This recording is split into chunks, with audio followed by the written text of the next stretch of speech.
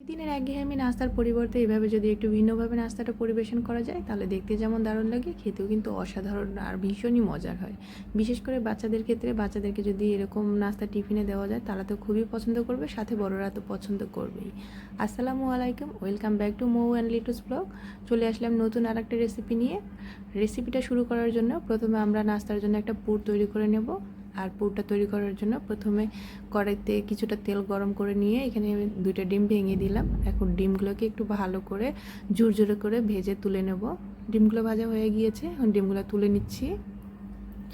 একই কড়াইতে আবারও কিছুটা তেল দিয়ে দিলাম।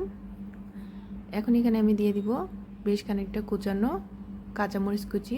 আপনারা যেরকমটা ঝাল খেতে পছন্দ করেন সেই অনুযায়ী কাঁচামরিচ কুচিটা দেবেন। এরপর আমি কুচানো পেঁয়াজ কুচি দিলাম, দিয়ে বেশ কিছুক্ষণ একটু নেড়ে চেড়ে নিলাম।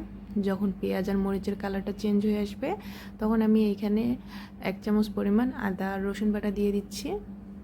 দিয়ে সবগুলো উপকরণ আবারও ভালো করে মিশিয়ে নিচ্ছি আর 2-1 মিনিটের মতো একটু ভেজে নিচ্ছি। এখন আমি এখানে কিছু গুঁড়ো মশলা অ্যাড করে দেবো।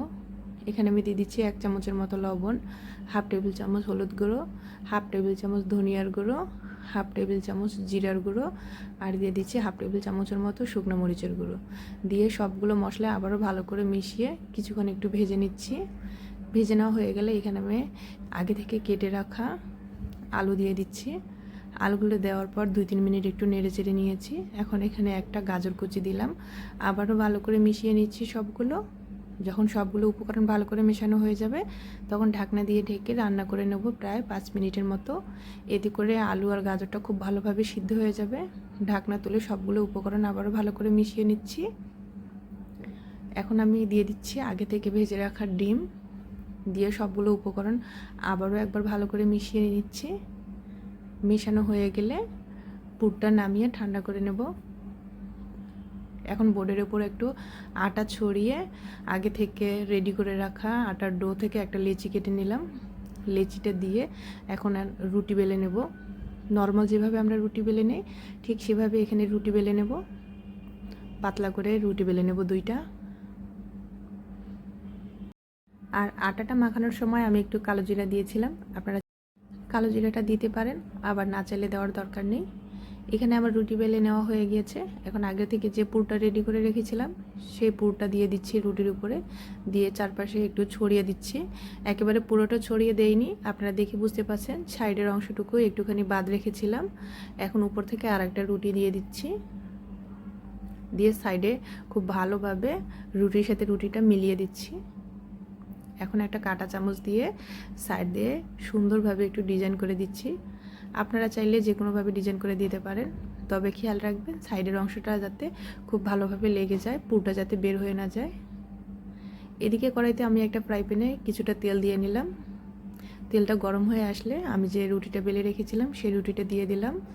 আর এই নাস্তাটা সম্পূর্ণ আমি অল্প তেলে করব, একেবারে বেশি তেলে নাস্তাটা ভেজে নেব না। যখন নাস্তার নিচের অংশটা হয়ে যাবে, মানে রুটির নিচের অংশটা হয়ে যাবে, তখন আমি এটাও উল্টে দিলাম অপর পাশ হওয়ার জন্য। এরকম উল্টে পাল্টে দিয়ে খুব ভালোভাবে আমি রুটিটা মানে পরোটাটা ভেজে নেব।